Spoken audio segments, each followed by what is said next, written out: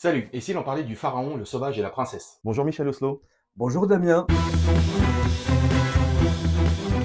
C'est mercredi 19 octobre que sort au cinéma Le pharaon, le sauvage et la princesse, le nouveau film d'animation du grand Michel Oslo. Le film est un triptyque de moyen métrage avec une épopée égyptienne, une légende médiévale de l'Auvergne et une fantaisie du XVIIIe siècle dans des costumes ottomans et des palais turcs. Et le tout est raconté par une narratrice qui sert de lien entre ces trois magnifiques histoires. Avec Le pharaon, le sauvage et la princesse, Michel Oslo revient à ses premiers amours du court et moyen métrage. Et il nous offre ici une masterclass de son talent de conteur et de son savoir-faire d'animateur. Car le film propose trois histoires avec trois techniques d'animation différentes. Le pharaon est en 2D un peu dans le style d'Azur et Asnar. Le sauvage fonctionne avec la technique des ombres chère à Michel Oslo. Quant à la princesse, elle est plus dans l'animation 3D, ce que l'on retrouvait déjà dans Dilili à Paris. Mais quoi de mieux que de parler du pharaon, le sauvage et la princesse avec Michel Oslo lui-même. Et j'ai eu la chance de pouvoir m'entretenir avec lui il y a quelques jours. Interview. Dans votre nouveau film, donc Le Pharaon, le Sauvage et la Princesse, les gens ne vont pas avoir un, mais trois Michel Oslo pour le prix d'un. Donc du coup, comment vous est venue l'idée de ce triptyque sur un long métrage? C'est, ce qui me vient naturellement, ce que j'ai dans les tripes. Je suis je suis un conteur, j'ai beaucoup d'histoires à vous raconter. Je suis conscient aussi des durées. Une chanson, c'est quelque chose de très important qui peut beaucoup toucher, qui peut beaucoup rester et ça dure 3 Mmh. minutes. En 3 minutes, on peut dire quelque chose. Aujourd'hui, il y a des gens qui ont besoin de 3 heures et ça me gêne un peu. Mmh. Je suis aussi rentré dans une période de retour de ce que j'ai fait il y a, une génération. Je suis en train de faire le tour de France pour présenter mon film et partout, j'ai des jeunes adultes qui viennent me remercier, mais d'une manière absolument émouvante, profonde, troublante, tellement, ils sont intenses, tellement quelquefois ils ont du mal à me parler. Mmh. Il y a des femmes qui ou enfin, il y a quelquefois des yeux qui se mouillent et quelquefois des personnes qui pleurent. Et tout ça, c'est des personnes que j'ai aidées à grandir quand elles étaient petites et c'est souvent mes petits contes de rien du tout en silhouette noire. Et je me suis dit: «J'ai fait du bien avec ces petits contes qui ne sont pas aussi estimés que mes longs métrages, mais les petits contes, je dois continuer à en faire» et j'en ai plein et ça me plaît et je sais qu'il y a des histoires qui ont une durée, il faut pas la changer. Il faut pas la faire plus courte, c'est tout Mmh. aplati et il faut pas les tirer. Sinon, c'est de l'eau dans le vin et c'est un long métrage un peu raté. Donc j'ai, conscience de l'intérêt des histoires qui ont leur durée et c'est pas nécessairement 90 minutes et à cause de ce retour de mes petits films, je me dis: «Je dois encore faire des petits films, j'en ai tellement à raconter». Donc ça me semble maintenant une obligation. Il faut que je raconte toutes les histoires que j'ai en moi, puis celles qui reviennent, qui arrivent, c'est-à-dire elles ne reviennent pas, celles qui viennent. J'en avais plusieurs. Après, Dili à Paris, je me dis: «Je vais faire maintenant des histoires plus courtes». J'en avais plein. J'avais envie de faire du neuf. Donc ces 3 histoires, je les ai écrites après Dili, mais j'en ai d'autres que je vais ressortir un jour ou l'autre. Heu, donc 3 histoires différentes, mais un peu plus étoffées que mes contes en silhouette, parce que ce sont pas des courts métrages, mais des moyens métrages. Ça vient naturellement, c'est ce que je dois faire. Alors justement, ce qui est intéressant dans ces trois moyens métrages, c'est que pour chacun d'entre eux, vous utilisez une technique différente. Il y a de la 2D, il y a de la 3D, il y a de l'ombre et lumière. D'ailleurs, commençons par Le Pharaon. C'est ce qui m'a plu en fait dans celui-ci, c'est le côté très épuré. Et on est vraiment, pas loin des papyrus, égyptiens. Du coup, quelle approche vous avez eue vous sur ce moyen, là? Je suis amoureux de l'art égyptien depuis la classe de sixième et mon amour ne s'est jamais interrompu. Donc je suis d'une certaine manière un des ouvriers de Ramsès II et je dessine égyptien naturellement. Ce film a été suscité par le Louvre. Le Louvre m'est tombé sur la tête un jour en me demandant qu'est-ce qu'on pourrait faire ensemble. J'ai dit, j'aimerais bien, mais je vois absolument pas ce que je veux faire, ce que je peux faire avec le Louvre. Mais on m'a parlé d'une exposition qui était en train de se monter sur une dynastie de pharaons africains. Alors, d'une part, les pharaons, ma passion, et d'autre part, l'Afrique noire, mon enfance. Ça fait... Et j'ai dit, je peux vous faire un dessin animé. J'ai demandé tous les documents sur cette exposition en préparation, qui était superbe. Et j'en ai extrait la traduction d'une stèle qui s'appelle la stèle du songe, où un petit roi couchite du nord du Soudan rêve qu'il part à la conquête de l'Égypte, et quand il se réveille, il y va et il le fait. Et donc je reprends ça. À la place du rêve, j'ai mis une jeune fille, et, et tout ça a été fait dans le cadre du Louvre avec Vincent Rondeau, qui est le grand spécialiste de cette dynastie africaine. Ça a été fait que dans le plaisir. Tout ça, je l'aime, et je travaillais avec un grand spécialiste qui savait des choses, qui était d'un commerce agréable. Euh, et j'ai essayé de faire ce que faisaient ces artistes. C'est peint sur une paroi, c'est plat, c'est impossible en vrai. En fait, ils sont d'une certaine manière monstrueux, mais c'est tellement bien fait qu'on ne voit pas que c'est monstrueux. Et on a essayé de faire une animation exactement pareille. On l'a fait vraiment à plat. On n'a pas eu honte d'être plat. Même quand les têtes tournent, on fait des petites astuces, mais pas de la 3D parfaite. C'est pas de la 3D.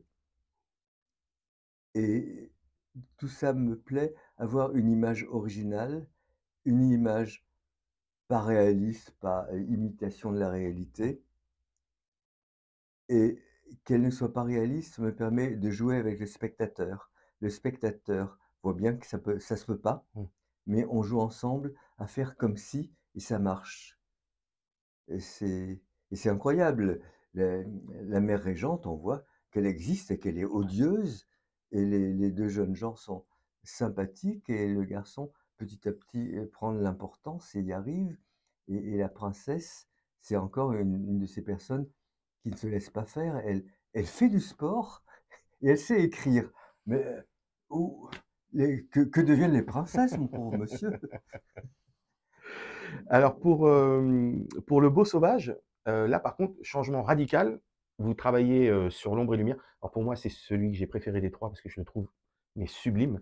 Alors pourquoi avoir utilisé cette technique sur cette histoire-là? Est-ce que c'est parce que ça se passe dans des endroits très sombres pour faire réapparaître le cachot alors qu'on ne le voit jamais? Est-ce que c'était pour ce rappel-là? Alors, je vais rabaisser la discussion. Il y a aussi une question de fric. Il n'y en a jamais assez. Ouais. Et faire un des 3 comptes d'une manière pas chère, c'est utile pour faire les 3 comptes. Ensuite, on remonte. J'aime ça. La première fois que j'ai utilisé cette technique, c'était pas parce que j'avais pas d'argent. Et maintenant, j'en ai pas beaucoup plus, mais c'est pas, mais j'aime ça et je le fais volontiers. Dans le cas de cette histoire, une histoire traditionnelle racontée par un grand écrivain, Henri Pourrat, qui aime sa province, l'Auvergne d'amour. Je voyais ça vraiment dans le passé, dans le Moyen Âge. C'est une histoire très dure au début, et je n'ai pas hésité à faire et de la silhouette noire qui est un peu austère, et elle est d'autant plus austère que j'ai utilisé des décors auvergnats et la pierre auvergnate grise. Donc j'ai fait au début un film noir et gris. Le fait aussi d'avoir 3 histoires permet d'être audacieux autant qu'on est, parce qu'après on montre qu'on sait faire autre chose, et que tout n'est pas gris. Et, et cette silhouette, pour moi, c'est très fort pour raconter une vieille histoire, un peu médiévale. euh, c'est idéal. Pour moi, la silhouette noire, l'ombre chinoise, c'est une nuit magique où tout peut arriver. Et c'est vraiment ma définition d'histoire à raconter en silhouette.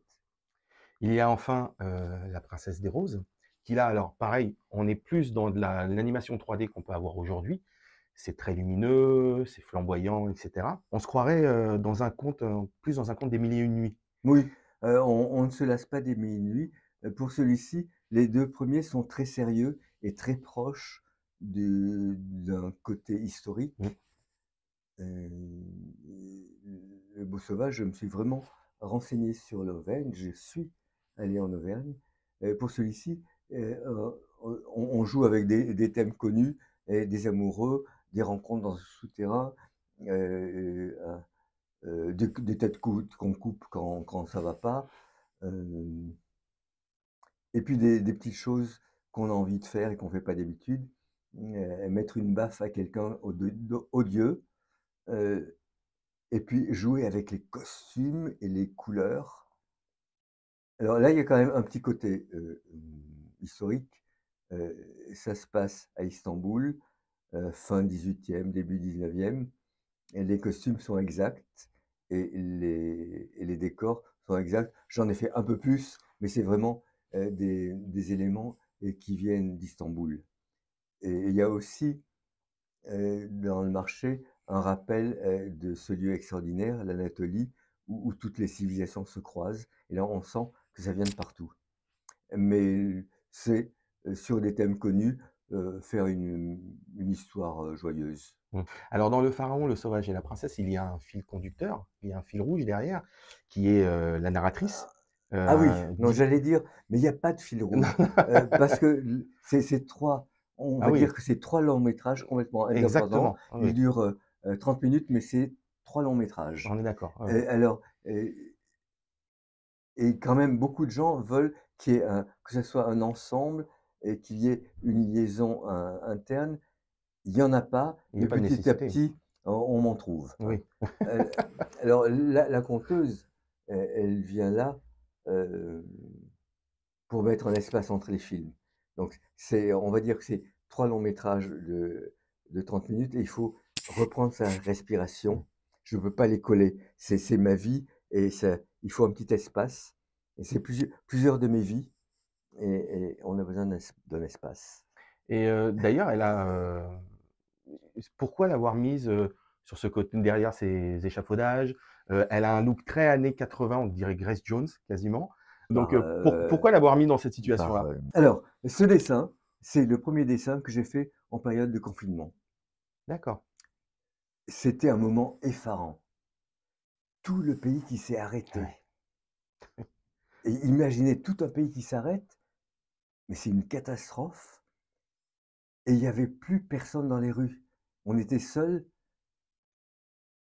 et plus aucun contact, plus de bistrot, plus de terrasse, personne dans les rues. Des millions d'euros qui arrivent, je ne sais pas d'où, mais qu'il faudra rembourser. Je me disais, c'est monstrueux, on n'a jamais connu ça, mais c'est la guerre, et à la fin, il faudra reconstruire. Et j'ai automatiquement dessiné un chantier pour reconstruire, et j'ai dessiné une femme plutôt d'aujourd'hui. Elle est en bleu de travail. Mmh. Euh, elle est coiffée comme elle veut. Elle est élégante parce que c'est pas parce que on se met au travail qu'il faut arrêter d'être élégant. Donc elle a Bien un sûr. foulard chic. Elle est fantaisiste, boucle d'oreille rose, boucle d'oreille bleue. Elle est à l'aise et la vie continue. Elle raconte des histoires parce qu'on doit avoir des histoires. On doit un peu savoir ce qui s'est passé avant nous. C'est tout un ensemble. Hum, Voilà. Donc elle, c'est aujourd'hui. Et elle s'est retroussé les manches et elle raconte des histoires à la pause déjeuner. Alors tous vos films sont des contes qui intègrent les codes basiques du conte, des princesses, des héros, etc. Mais vous arrivez toujours avec brio à insérer là-dedans des thèmes très forts comme le racisme, l'exclusion. Déjà, pourquoi ça vous tient à cœur d'expliquer ça aux enfants et aux adultes qui regardent vos films? Oui, attention, hein, c'est Oui, bien à tout le sûr, monde. à tout le monde, tout à fait. Bon. Et comment vous arrivez à intégrer si brillamment dans vos histoires ces thèmes qui sont quand même très forts? Si je fais des films, c'est que j'ai des choses à dire. Et ça vient naturellement. Et il y a des choses qui me passionnent. Je ne veux pas qu'on reste ligoté. Il faut défaire ces liens. Je ne supporte pas que la moitié d'une population piétine l'autre.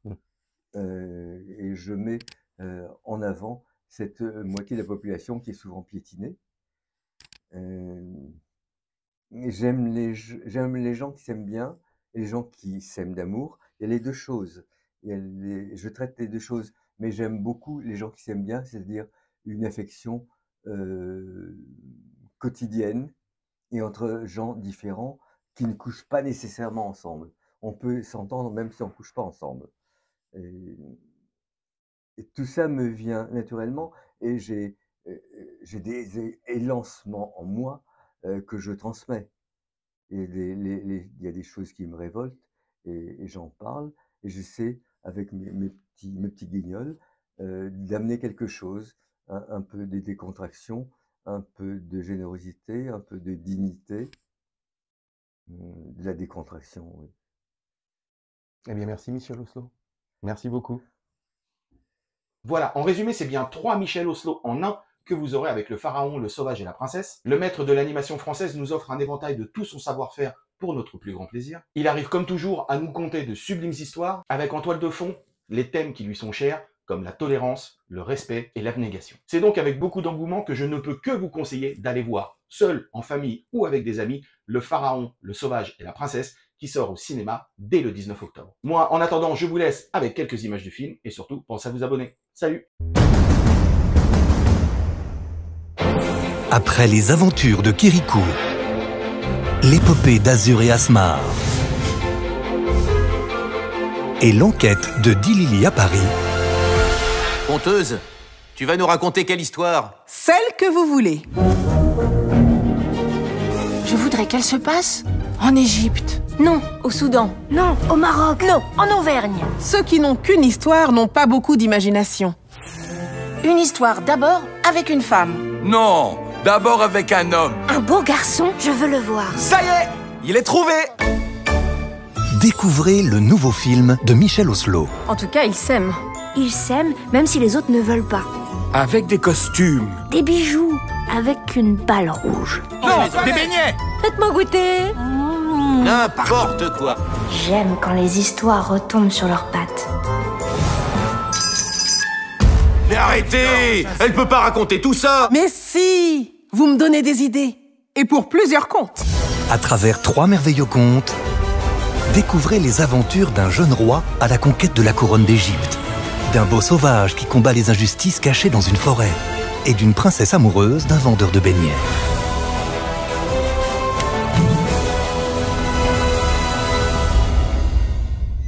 C'est quoi le titre?